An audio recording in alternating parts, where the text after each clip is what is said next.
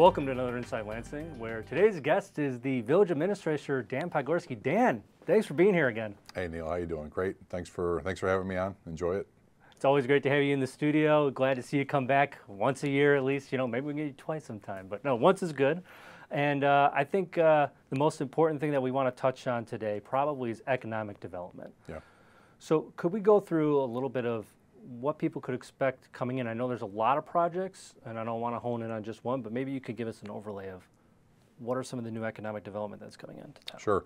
So there's a lot of activity going on right now in Lansing. People are, I'm sure, seeing what's happening along the Torrance Avenue corridor, especially south of Interstate 80 and between 80 and Thornton Lansing Road. It's an area we're really focusing on. The village has made it a priority to purchase and knock down some of the old buildings that were on Torrance Avenue, especially on the east side of the street, the ones that were built right up on the street. Yep. The goal is to purchase those and then knock them down, get those pads ready for redevelopment.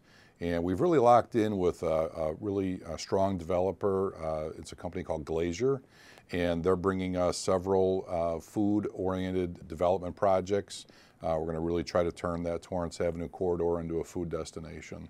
So the one building that is going up as we speak is the Starbucks. And so that's going to be at the northeast corner of Torrance Avenue and Thornton Lansing Road. So that's where the old Danny's Doghouse and the Gentleman's Shop used to be there, and Artland Photography. So that's being constructed as we speak. That should open up sometime this fall. Okay. And then moving a little further north, where Rosemore Funeral Home used to be, we have a new Taco Bell development slated for that area. Now they're still going through their approvals with Illinois Department of Transportation, so I don't think they'll be able to get a shovel in the ground this year. A lot of times these developers, they get through our approval process. The village, of course, looks through their building plans, their site plans. Sometimes they have to come through our planning and zoning board and our village board if they have a drive-through. So we typically will get through our approval process, but a lot of times we're waiting on the state to approve the curb cuts that they're requesting on Torrance Avenue, because Torrance is a state route. So people have to remember that there's a lot of, shall I say, pieces to this that have to go through. So this can be multiple years sometimes these things can take. Yeah, development can take a long time. Definitely projects like these can span a couple of construction seasons, you know, especially in the area that we live, you know, Chicago. You know, we get our winters, so usually by November, construction is shutting down. Right. So typically, you'll see these projects take a couple of construction seasons before they're done. So Starbucks at the northeast corner of Torrance and Thornton Lansing. Taco Bell going to be just north of it. Then you've got a 6-flat apartment unit that's going to stay where it's at, and then just north of that, where the old Cafe Borgia restaurant used to be, and there was a building called High Performance Graphics. Those two buildings are going to come down and pave the way for a Smoothie King. Oh, wow, okay. Which is going to locate there. And Smoothie King is also hung up right now at the state for their IDOT approvals for their curb cuts. But they've made it through the village approvals. So really once both Taco Bell and Smoothie King get their state approvals, we should see construction of those sites for next year. And then switch your focus now over to the west side of the street at the northwest corner of Torrance and Thornton Lansing Road. Right there on the corner, we believe we have a Chipotle that'll be lined up to come, and I think that also, you probably would see that one also next year as well. Now going west from that Chipotle site, where the old Steel City Bank used to be. Yes.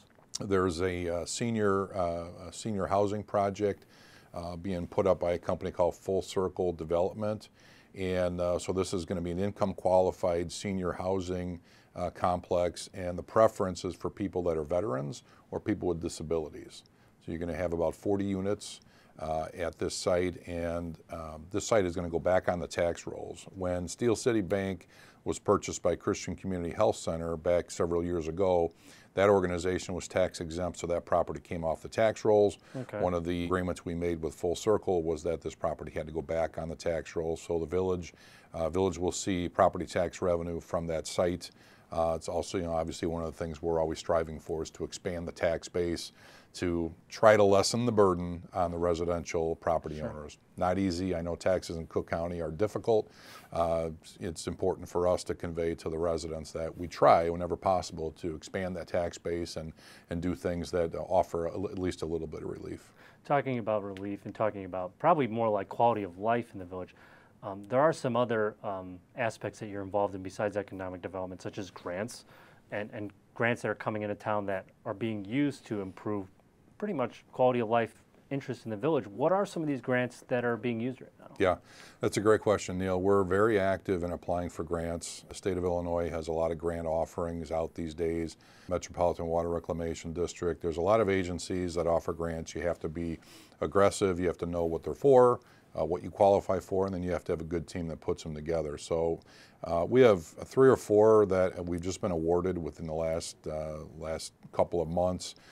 So the first of which is from the South Suburban Mayors and Managers Association. The village is going to qualify for federal surface transportation dollars to resurface Ridge Road. Last time Ridge Road was resurfaced was probably about 2007, 2008. So it's been a while. Yeah, it's been a while. It's starting to show a little bit of wear and tear. Ridge Road used to be a 4-lane road, 2 lanes in each direction. We made it a 3-lane road when we did that resurface. And that's actually preserved the pavement, because now you don't have as many cars riding close up to the curb and then driving over the manhole covers where the sewers are at. Right. You drive more towards the center. So it really has helped preserve that pavement. So I think next year in 2023, you'll see Ridge Road get resurfaced from Torrance Avenue east through the state line. That project is going to cost just about $2 million. And the village is only going to have to pay around $400,000. So we have about $1.6 million. Wow. Going to be so about 80% of that's going to be funded by federal surface transportation dollars. So that's a big one, obviously. There's a smaller project that will effectively manage stormwaters, and this is more of a neighborhood project in the Flanagan Park subdivision, getting just a little bit west of Wentworth Avenue and south of 188th Street. This is the lowest area in Lansing where Flanagan Park is. And North Creek, which comes through the old Lansing Sportsman's Club or Lansing Country Club and then runs underneath Wentworth Avenue. North Creek runs into a box culvert that manages to work its way through those streets, through Bernadine, William, and Sherman, and then it flows into the Flanagan Park, the actual Flanagan Park, which is kind of where Bernadine and Sherman meet down there. And then it runs underneath the railroad tracks and goes through Manor Drive, and ultimately it ends up in the Lincoln Lansing drainage ditch, the Burnham Avenue ditch. So long story short, that old box culvert is in a bad state of disrepair. And the neighborhood over there by Flanagan Park gets a lot of street flooding in heavy rain events. So nowhere for the water to go. Yeah, so this box culvert, it's going to be a new box culvert. It'll replace the old one. We believe it'll add capacity, and we believe it will at least slow down some of the flooding. There are other parts to this project, but the bottom line is it's $1,600,000, 100% of it being funded by the Water Reclamation District. So we're real happy about that one. Again, it's localized. It only affects a particular neighborhood. But if you live over there and you know how bad the flooding is in those heavy rain events, you'll appreciate the additional capacity that we think we're going to get. Another one we just recently found out about through Illinois Rebuild. This is for communities that have downtowns, and Lansing is very unique that we have a very traditional downtown, and so we've put in for sidewalk replacement. Okay. Because we talked earlier, the streets will be done. Yep. So we might as well do the sidewalks too. You're right. You want to try to hit all the infrastructure pieces. We're doing a decorative street lighting replacement program as well. So the sidewalk replacement will be from Burnham east through the state line, really just kind of hitting the downtown area. It's estimated at about $1,250,000. We got $875,000 from the state of Illinois. So a major, is it about 70 or 80% of that? So a major grant that is really going to impact the downtown. Downtown is seeing a lot of traffic, a lot of interest in our vacant buildings, obviously because of Fox Pointe and some of the new businesses. So getting those new sidewalks, and the sidewalks probably were done back in the late 80s, and they're showing some wear and tear. So I think that'll give Ridge Road a nice facelift, and again, most of that bill being paid for by the state. So we're happy about that. And that's always great to see that, Yeah. that we have those projects coming in and it's not impacting the local residents as much. Yeah, anytime we can leverage state, federal, regional dollars, it makes our dollar go further. We've got a parking lot planned just north of Fox Pointe. We've got the north end of town, Chicago Avenue reconstruction. We picked up $400,000 from Invest in Cook to help with that. We have another Invest in Cook grant we're working on right now, and that is, we've talked about this on the show before, I believe, and that is to connect the two bikeways, yes. The Pensy Greenway with the Thorn Creek Trail. Right. And that is still in the engineering stages, but we picked up a $150,000 grant, 100% funded by Cook County to work through the engineering. So, things are happening. You always talk about Yeah. grants, and everybody always, when you're, grants, everybody always pounds the table. You got to get grants, got to get grants. But right. we do it. We have a great team of grant writers, our engineers, our development consultants, our finance department, police, fire. Everybody is charged with finding grants that can help offset the operations and help fund capital improvements. So I think we probably just rattled off close to probably about $4 million in grants that we're hitting on this year. So we're very pleased. That's amazing, and we're happy to hear that, Yeah. that things are moving forward, and that also that you're getting a lot of assistance outside of the village that can really impact our lives a lot. So Yeah. one aspect that you did talk about was the resurfacing of Ridge Road. Are there other plans for resurfacing happening in town that you could discuss? Definitely, yeah. Our annual street resurfacing program, we just awarded it. So we're sitting here towards the latter parts of August. We just awarded it at our one meeting in August. We'll spend probably about $1,200,000 this year in street resurfacing. The entire Manor Drive, South Manor, North Manor is being resurfaced. Part of that being done with Cook County Community Development Block Grant funds. That's another grant. The village is picking up the rest of it. And then we have about another $950,000 of streets, just village-wide, that'll get picked up for resurfacing.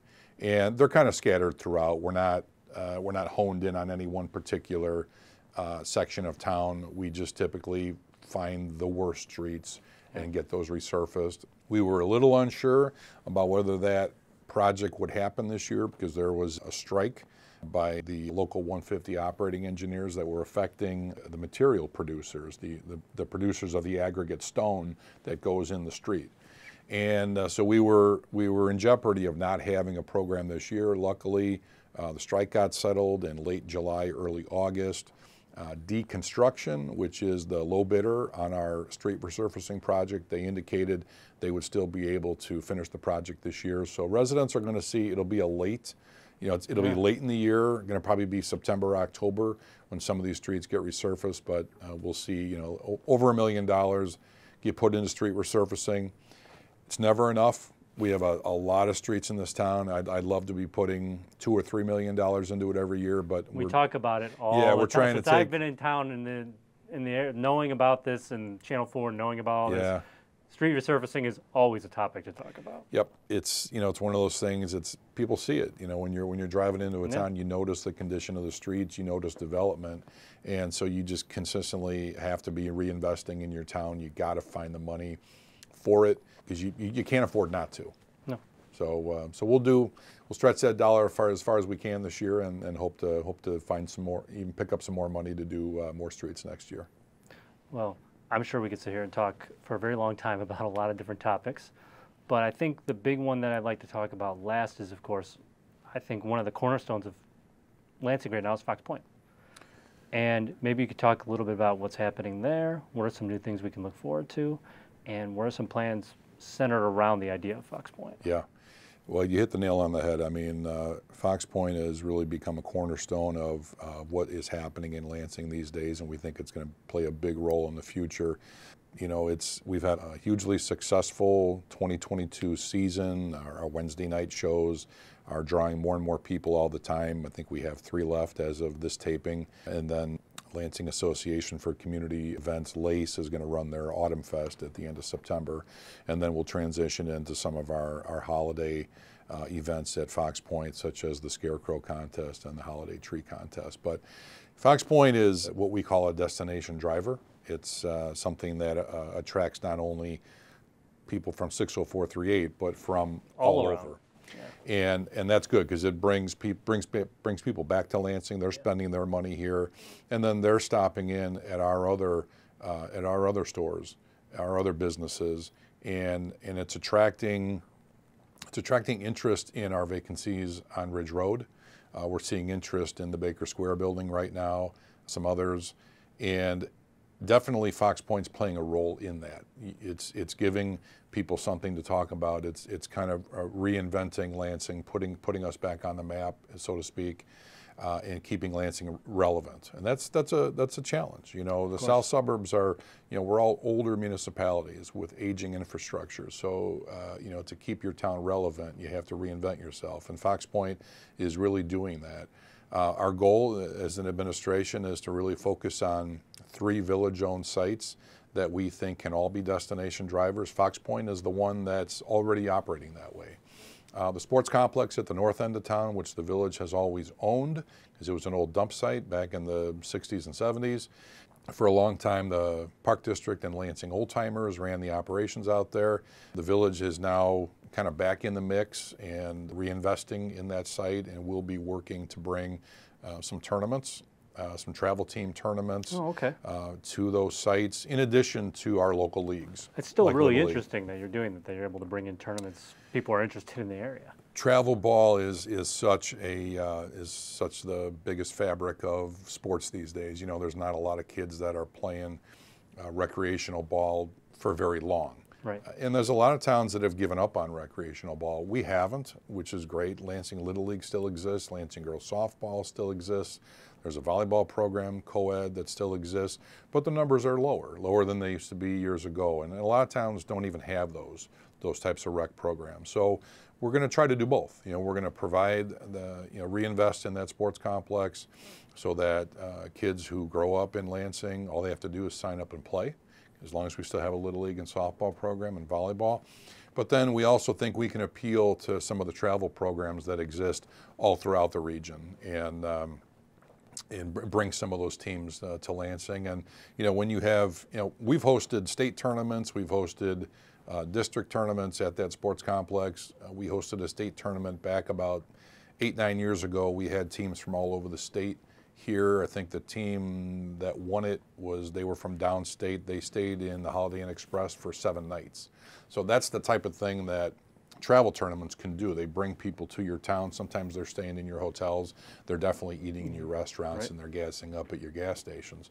And then the other destination driver, and this one is probably the least furthest along, will be the historic Ford hangar out at the airport. We hope to redevelop that into more of an indoor venue. Think Fox Pointe indoors in the wintertime, where you could have different types of events, possibly some concerts. We actually are going to have our first wedding is going to be hosted out there in October of this year, as is, with no running water and no HVAC, very little electric. Rustic wedding. Yeah, right. And you know that's what everybody's doing these days. Everybody's a lot of young brides and their families are looking at rustic type of places. So you don't get much more rustic than the historic Ford hangar in its current condition. So we certainly want to make it a little bit more amenable and have a few more facilities to offer.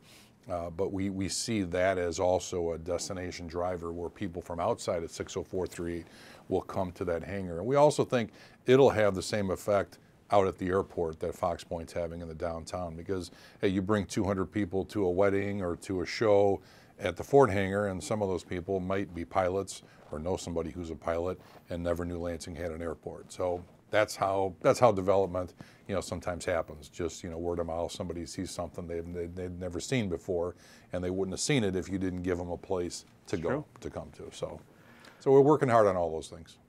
Well, it sounds like we got a lot going on, and Dan, it's just great to have you on the show, and it's great to see you in this position because you care a lot about Lansing. You want to see the best for it. So it's nice to be able to hear like that you have this interest in bringing people into our community and getting people to know a little bit more about Lansing. So hopefully we'll have even more to talk about next year, but I just want to say thank you again for being on the show today. Look forward to it. Appreciate it. Thanks for having me. And thank you for watching. We'll see you next time on Inside Lansing.